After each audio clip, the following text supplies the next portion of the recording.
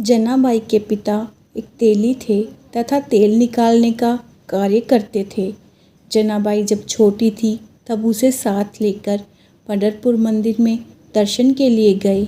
बालिका के मन में ठाकुर जी की मूर्ति के प्रति प्रेम पैदा हो गया। मन में भगवान के प्रति भक्ति जागृत हो गई।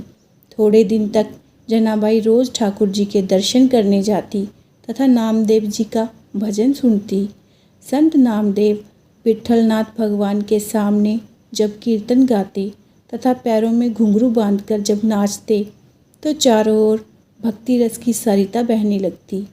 जनाबाई के पिता ने जब कहा कि बेटी कल हमें गांव चलेंगे तो जनाबाई बोल उठी कि पिताजी अभी तक मेरा मन विट्ठलनाथ के दर्शन से तृप्त हुआ नहीं है। अंत में यहीं रहना चाहती हूँ। नामदेव जी के प्रति भी जनाबाई की अपार श्रद्धा उमड़ पड़ी थी। जब जनाबाई गांव जाने के लिए तैयार नहीं हुई तब उसके पिताजी संत नामदेव के पास पहुँचे तथा बोले कि आपकी सेवा के लिए मैं जनाबाई को यहीं छोड़ जाता हूँ। ये मंदिर में पूजा अर्चना में आपकी सहायता करेगी तथा मंदिर में सफाई करेगी।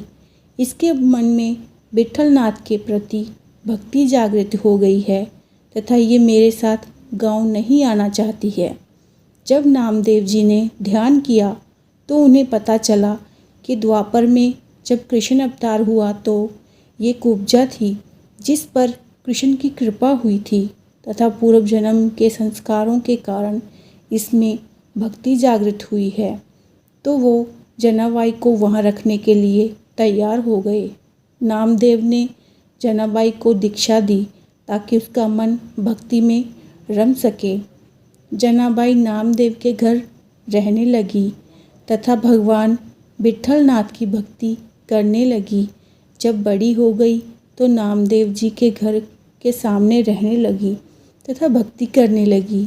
जनाबाई की एक पड़ोसन उनसे बहुत ईर्ष्या करती थी तथा तेज स्वभाव की थी और जब जनाबाई भगवान का भजन गाती तो उसे भला बुरा कहती। हमेशा जनाबाई से लड़ाई का अवसर ढूंढती रहती।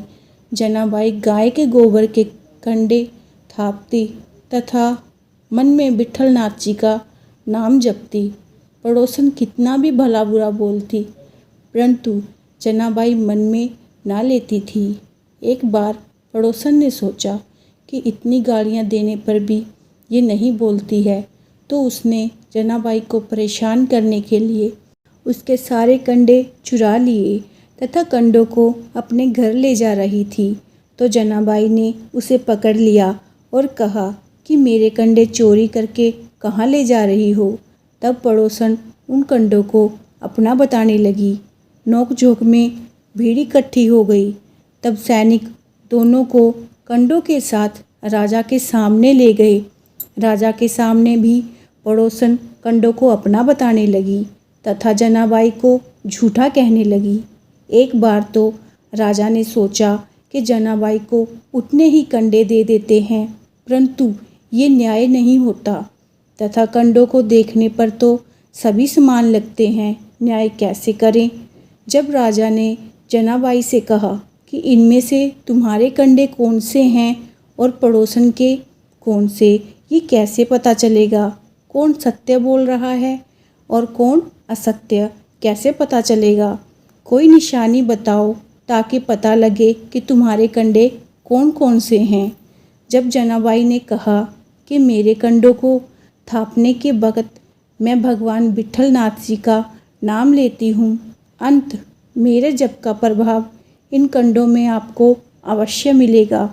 इसलिए अपने दाहिने कान के पास कंडों को रख के मन शांत करके सुनेंगे तो विट्ठलनाथ का नाम कंडों में अवश्य ही सुनाई देगा। राजा ने जब कंडों को अपने दाहिने कान के पास रखा तो उसे कंडों से भगवान का नाम सुनाई पड़ा।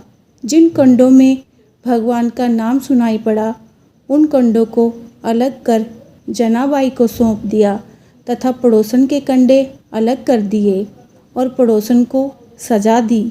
और राजा ने संत जनाबाई की भक्ति को पहचाना। पूरी सभा में भगवान की जय जयकार गूंज उठी। भक्ति के चमत्कार को देख राजा जनाबाई के चरणों में गिर पड़ा।